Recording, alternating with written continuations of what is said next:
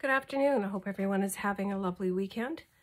This is video number 4 in our series of the Fabric Junk Journal tutorial process series, which I've had a lot of positive comments on and a few requests for some custom journals, which I was not expecting. So, kind of freaking out here.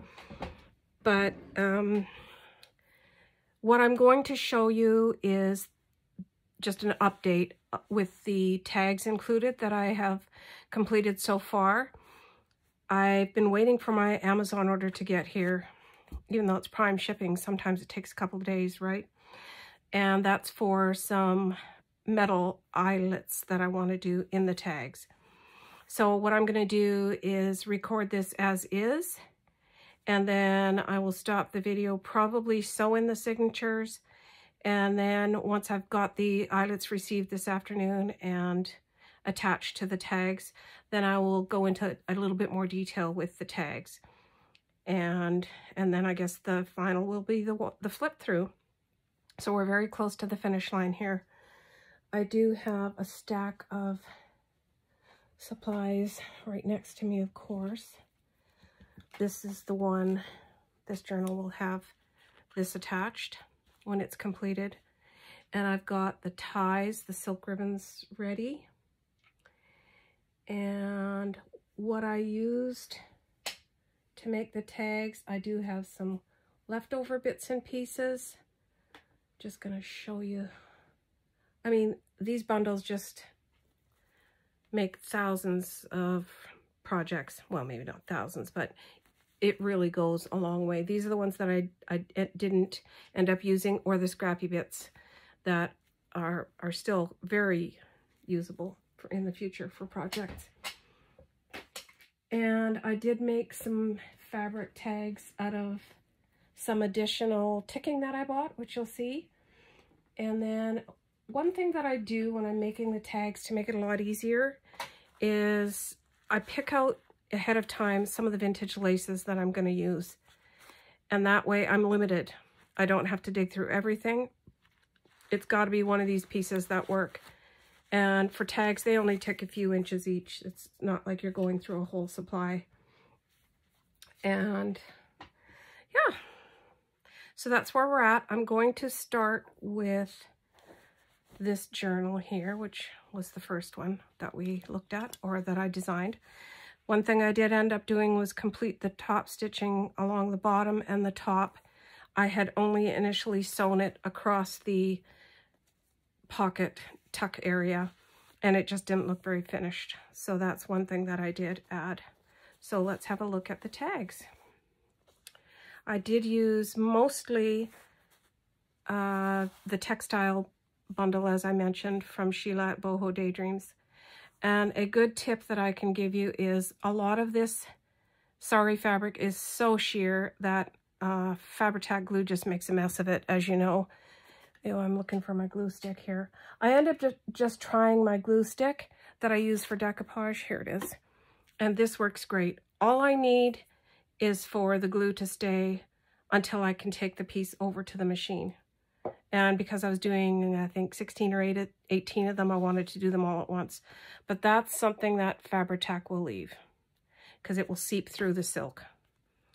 So, and another thing is these tags all have a little slide area where you can put a paper tag. So that might be something I add, you know, before I'm totally finished with these.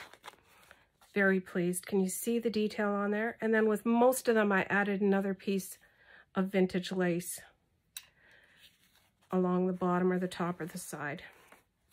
So that goes into that pocket there. I did add this beautiful applique trim. I was going through my appliques and I saw this and I thought, oh my goodness, that would be a perfect edge to one of the pages. So that's what I did, because there's nothing else really on this page at the moment. Here's one of the additional tags that I made out of some ticking, and a beautiful piece of vintage lace that I've attached there. And I'm going to do the eyelets here and then some kind of a topper. This one sits really nicely in this beautiful silk doily pocket. Here's another tag close up. These are more burgundy red. They're not orange red at all. So this is like a belly band here. Tag could go in there, but this is fixed here. And at that I just tuck nicely in there. Fabric to fabric usually stays very nicely without having to paper clip it in. Here's one of the little mini journals that I've made. Added some vintage lace. I have not completed these. I want to do some stamping or some kind of mixed media technique on them. So this is where we're at so far. Beautiful little page out of Victoriana. Remember those Victoriana magazines from years ago? Here is an envelope that I added some vintage lace and some lovely satin ribbon to the top. This can be used for journaling. I believe these are the chapter 1 papers, and the kit is antique flowers, antique florals. They were leftovers from a project that I did in July. And in this pocket, we've got a beautiful tag with a bit of vintage lace on the bottom. I still might run a ribbon through there, so that one's not 100% complete. Oh, my little dolly fell down. She's my pin cushion. I love her. I'll show it to her. Isn't that sweet? And then here I've tucked inside I think this is a Kleenex holder or tissue holder. Isn't that beautiful? You could put a little hanky in there. It's vintage lace trim. I just thought it sat so nicely in this little delicate pocket. So I could put something inside that as well, some paper ephemera. Here's another tag that I've attached some beautiful embellished trim with pearls into the Irish lace pocket. And in the center of the signature, I've made this tag and attached some vintage lace on the bottom. And here's another mini journal that I've sewn together with some waxed linen thread. I really don't like this kind at all, but I got such a great big spool of it, I kind of got to use it for something. And I just find that it's quite brittle. I've even bought the, what do you call it? This stuff, beeswax. And I don't know that it really helps. I like my other stuff. I think it's upholstery or, I don't know if it's button thread, but it's amazing. Actually, I have it here too. Waxed button thread that I get at Hobby Lobby. Best stuff I've ever used. My favorite by far. Attached some vintage lace and some of Sheila's beautiful embellished trim there. And then just sewed it together to make a little mini journal. So this sits in here. And then I've added one of my vintage tags that I've purchased at a market. And just run some lovely ribbon through here. I found one of my appliques that I put there. Actually, I have a few of them, and I used one in the other journal. This I have not attached yet, but I'm going to attach it right here. And this is the journal tag. Not 100% sure if I'm going to do stamping on the back, but I probably will. And as you can notice, I did stitch around them with red thread. So that's what we're getting. And then I added this beautiful antique applique motif and another tag with the belly band. Again, it'll have a topper on it probably the next time you see it. And I always try to include vintage or antique postcards in my journals. This particular one is just so very, very sweet. And it is dated 1893 in pencil. So, yeah, I'm pretty sure it's reliable. And just really looks sweet in this delicate little silk pocket here, lace pocket. Here's another tag with a bit of sari hanging over the end, a lot of beading. And so far in this double doily pocket, I've got just 2 tags cut. And I mean, you could put 4 in here. They're just a lot of room with a fabric journal. Some more of that beautiful applique trim I sewed onto this page edge. And then our last inside cover, this beautiful tag, which also is a bit of a shorter belly band and stitched with red thread. What I did for most of these tags was I just used thicker cardstock and then attached the silk fabric and then stitched around them, and then added the embellishing.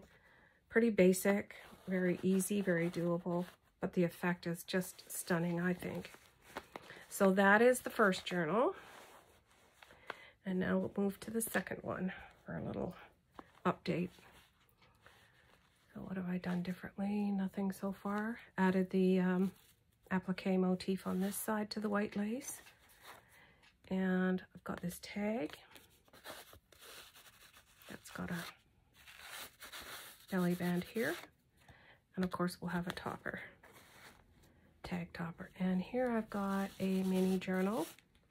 This one I've tied together with my fibers that I got from Russia. I'm not going to open it because then I just have to retie the bow, but it does have 5 or 6 pages, and these trims are all just sewn right on. This is actually wrapping paper that I got last year, and I've used it for quite a few of my projects. I just love the scrolling on it. And this is antique lace. So beautiful and delicate. So it just sits right inside here. Another double pocket with the tags. Here I added an applique, and I still haven't attached this. I'm thinking I'm not going to. I just like the flexibility of having it open. And here is a lovely tag. This one has a bit of a side tuck here. Gorgeous trims. You can see that is hand stitched. Just remarkable how much work goes into all of these sari pieces. Blows your mind, actually. In this beautiful pocket, I've got an envelope made out of vintage music paper, and haven't got anything inside there yet. Here's another little belly band on this one. So you can add paper tags as you go to create more space for writing. Here's another vintage postcard, which I do keep in the plastic. I'm probably going to put that other one in plastic as well. They're just so fragile. This one, I don't know if it has a date on it. I'm sure it's 100 years old, though. Most of them are that I buy. And I'm just going to leave this silk pocket the way it is. I'm not going to attach anything else to it. And then here I attached a snippet. This sweet little piece here has about 6 or 7 layers and a button attached to it. And then I've got this tag in here. I love the tassel bottom. So cool. And that sits nicely in here. Center of this signature, I've tucked one of these envelopes that I've made. Antique Florals, that's the name of the digital kit from Chapter 1 papers. And then I've got this beautiful silk tag here. This one is not a belly band or anything, it's just attached. And some beautiful antique lace that I didn't bother stitching on. It's just so fragile, I love it. Oh, and I was going to say, what happens is the silk starts to fray a lot because I didn't do the wrap system on these tags. And in hindsight, I probably should have used something with more red in the background of the cardstock, because it, you know, as the fabric frays, it starts to show a little bit more. I mean, I'm okay with that. So the technique that I have come up with that seems to work the best is I'll just run a little bit of glue. Maybe I'll do that right here, right now, and show you. Just run a tiny thread of glue on the outside go one direction. And then take your finger and just bond it like that. And then it shouldn't fray anymore. And because I've still got a bit of glue on my fingers, it seems to just hold it. So yeah, that's something you might consider doing yourselves if you run into the same problem. And back into this lovely little pocket.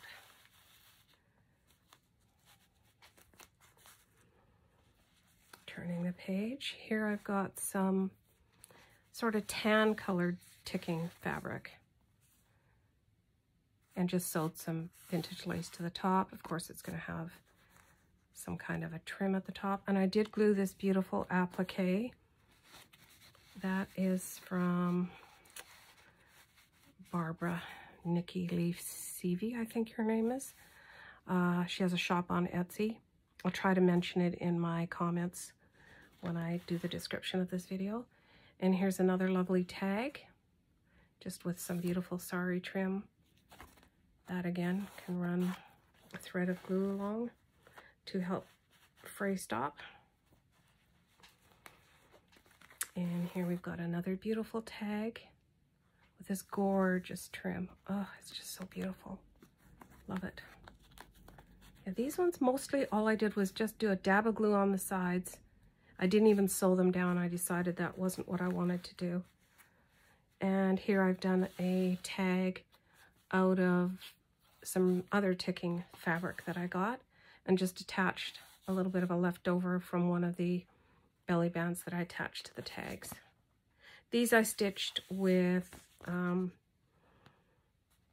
cream or beige thread because that's what I had in my machine. I wasn't going to bother changing it. So that's that page. Here, nothing. Oh yes, sorry, this one, which is a belly band also, and some vintage lace sewn to the bottom. Here is another fabric tag made out of the ticking, and just attach some vintage lace. It's all vintage lace. There is no new lace here whatsoever. And here's another booklet.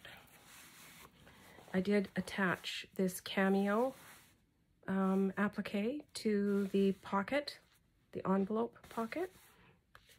And here's another one of my appliques that I had.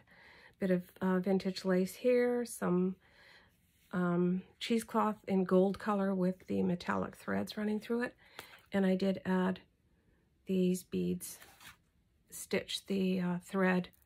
I used gold embroidery thread and left the threads on the outside rather than the inside of the journal. And just 5 or 6 pages inside. And that's what the center looks like. So neat and tidy. And that just goes back in here. And then we've got the last tag. Love this color. It's just so gorgeous. And that slips into the back inside cover of the second journal. So that's my progress so far. And I hope you've picked up some new tips or ideas for yourself if you're creating something like this or thinking of doing it. It's really not that difficult. There's not as many pages to decorate, so that part of the process goes quicker. There is a lot of sewing because it's fabric. So what I'm going to do next is pull out all of the tags and ephemera, and then I will stitch the binding. I've got my buttons all picked out and my beads. I'm going to be using these metal buttons. They are not vintage. They are, you know, those boxes of Simplicity buttons that you can buy, but the color is right. And that's what I'm going to go with. So I hope you're having a lovely day. And thanks for watching and commenting and subscribing. I really do appreciate the support and the encouragement from everyone in this community. We will talk again soon. Thanks for watching.